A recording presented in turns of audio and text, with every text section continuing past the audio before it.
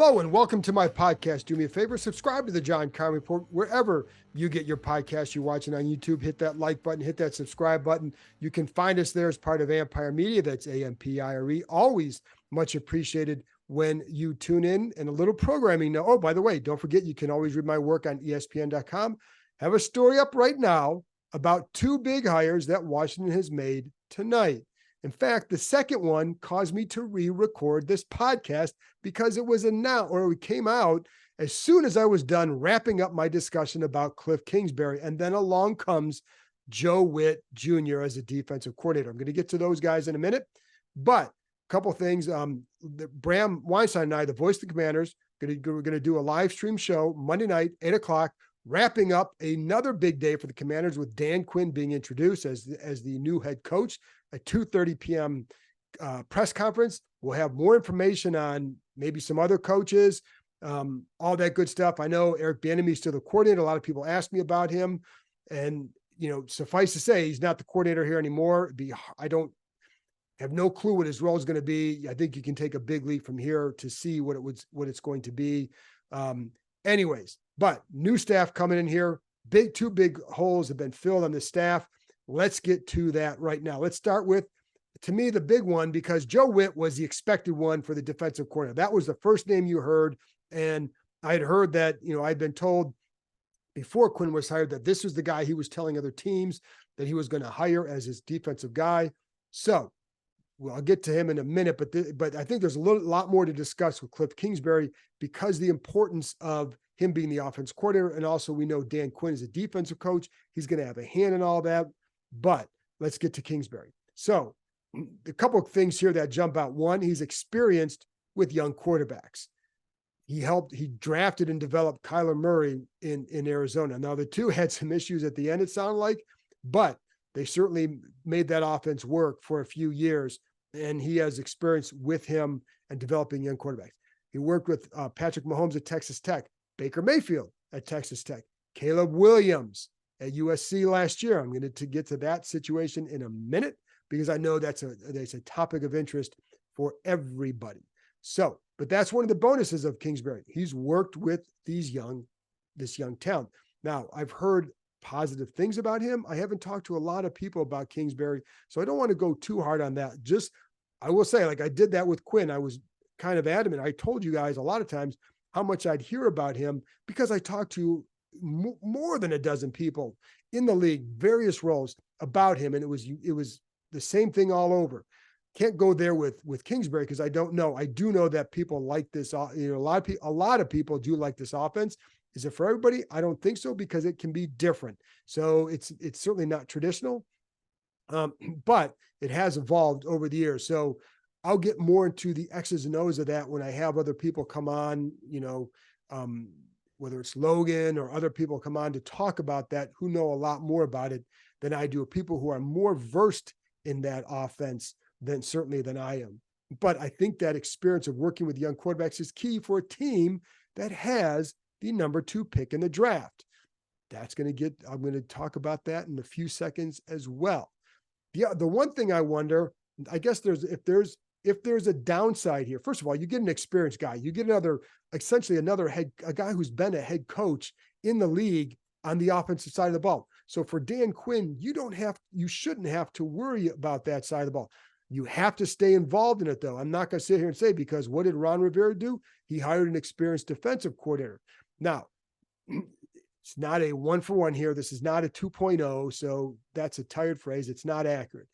But I understand, other stuff. But on this situation, I think that can help a Dan Quinn when you have a guy like that that has been in that role and has been in this league and can help you out with some things.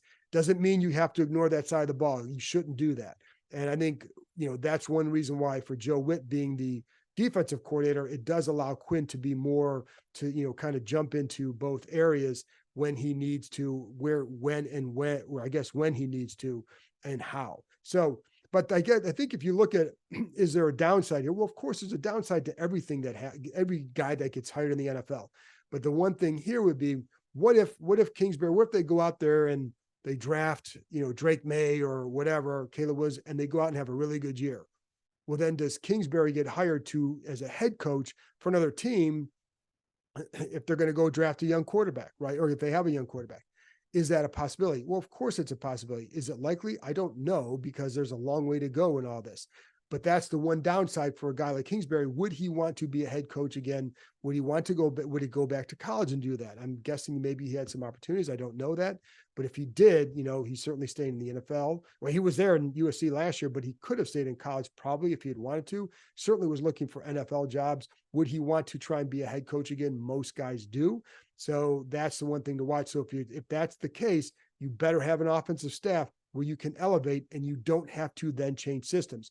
It seems like, other people would be better served to talk about this, but my knowledge seems like you go when in Atlanta for Quinn, kind of went from one system to another, and the offense kind of hit some rough spots because of it. So how are you going to position yourself so that doesn't happen again? First of all, you want it to go well. You would, if Kingsbury gets another head coaching job, it's because this offense did really well and they have a quarterback that he did well with. So keep that in mind. Keep some perspective here. You kind of want one of those guys to be in demand, but I know the problem is that means, are you going to start over in another offense? So you better have somebody who's versed in that offense who can ascend to a certain role if it goes that way in the next year or two, right? So that's one thing. That's one of the big deals here. Now, the one thing to know too is the air raid offense, air raid passing game, right? Here's something you need to know about how it evolved in Arizona. During his tenure in Arizona, the Cardinals ranked 11th in the number of rush attempts. All right, that's over 4 years combined. So they were 11th overall combined over 4 years in rush attempts, 10th in yards per carry, 10th in rushing yards per game, 9th in yards per carry. So those are good running game numbers. The hard part to know without really studying the offense or talking to people who know more than I do, that how does a Brian Robinson or Chris Rodriguez fit into this style of offense? I think I would have some questions there if that would be the best fit for those guys. But more would have to be learned. And, the other thing is, like a lot of times in college, the air raid did not use the tight ends as much. He did over in Arizona. The number of attempts for the tight ends there increased dramatically over his time there. So I don't think it's some sort of death sentence for that position at all. It's just a matter of getting the right guys in there. And it's funny because I bring up the run stuff too. I was talking to a coach the other night about what he thought Quinn would look for in a coordinator. And this is a guy who coached with him in Atlanta, said he definitely thought he would want a guy who would want to run the ball more. So Kingsbury's involved in that. It's not a traditional rushing attack, but they have done a little bit more with some under center, some play action. But that's something I'm going to have to go back and study more of rather than kind of, talking about it on the fly on a Sunday night. Now, how does this pertain to Caleb Williams? Because obviously Washington has the number 2 pick. Caleb Williams is right there with the number 1 pick. Can you get up there? Well, there's a couple things. One, we still don't know what Chicago is going to do. Let's assume Chicago does. If Caleb Williams is that good, why would Chicago pass on him? You have a chance to reset the clock on a quarterback versus having to pick up Justin Fields or make the decision on his 5th-year option this offseason, so that you get 5 years with the guy versus 2 years with the guy before you really have to pay him. And, but let's say they stick with Justin Fields. Well, then you can have a chance to trade up. But if that pick is up for grabs, more teams are going to try and trade up. And so why is that important? Because you have to give up more than to go up one spot. It's not like you say, oh, here's a 4th-round pick, go. You're going to have to give up a decent amount, because what if New England wants to move up there too? You're going to have a couple teams. What if Atlanta wants to move up there? Atlanta is in a position where you have a good roster around them. I don't know if they'd want to do that, but what if they do, to go up from 8 to 1? So if you're Chicago and you say, if you're willing to trade that, do you need to go to number 2? You could go from 1 to 2 and then keep trading back a couple of times, because if you're not getting a quarterback, you don't have to be in one of those top 3 spots. So you can trade out of there if you want to. So you may have some teams there, more teams willing to trade up for that pick. So if you're Washington, here's what I know. They want to build through the draft. I've heard that multiple times privately and publicly. They want to build through the draft.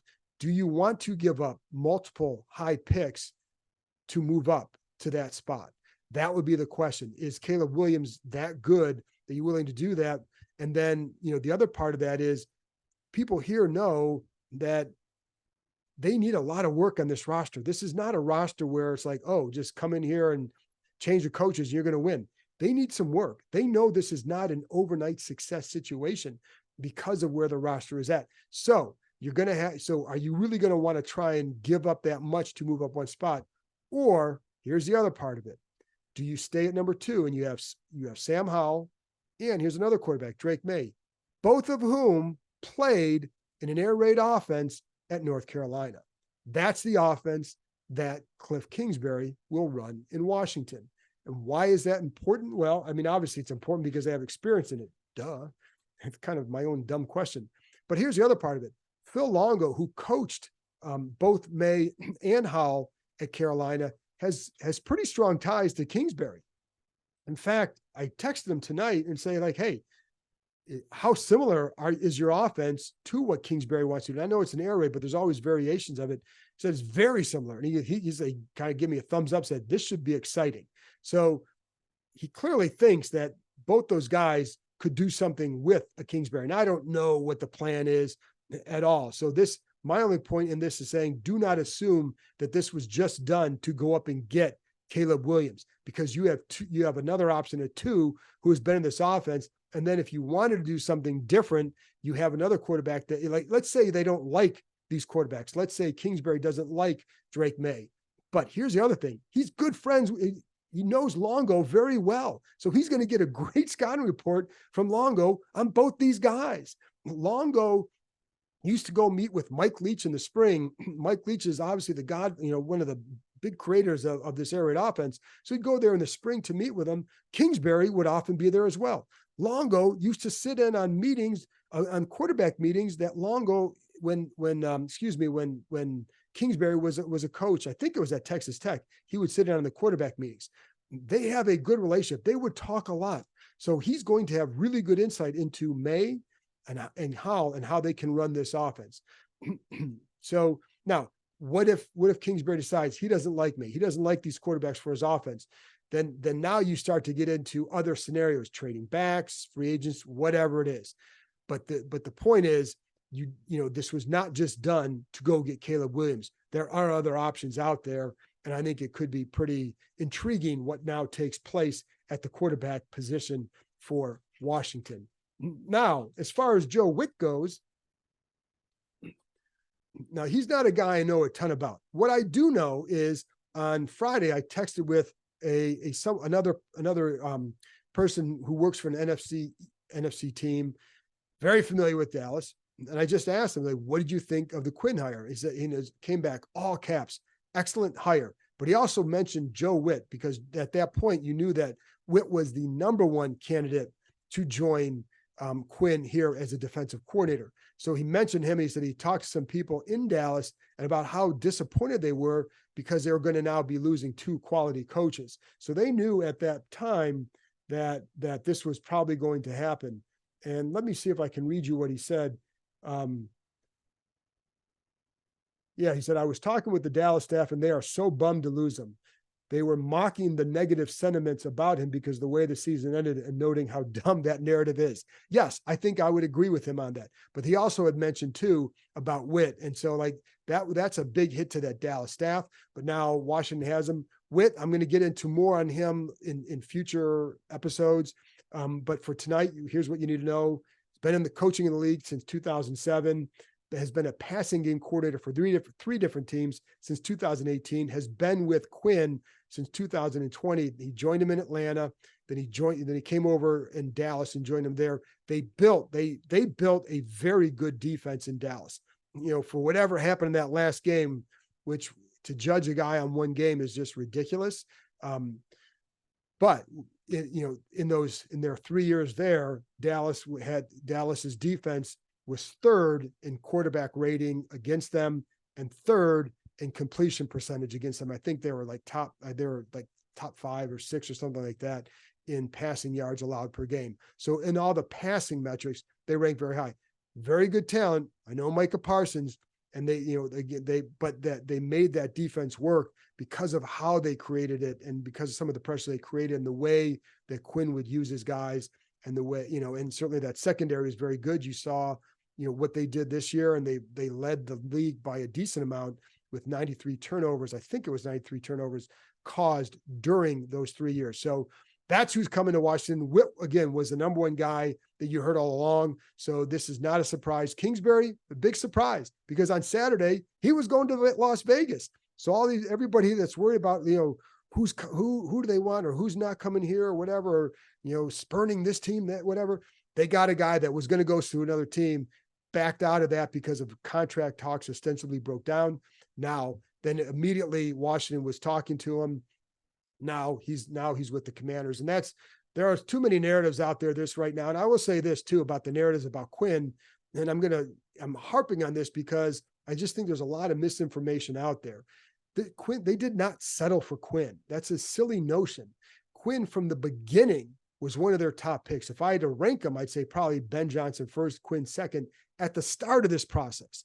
Going into last week, I don't know that order was the same, because I think that Johnson would have needed a really strong interview to get the job, an in-person interview to get the job, because Quinn was impressive in his first interview as well as his second, when he had that second interview before they were flying to Detroit to meet with him.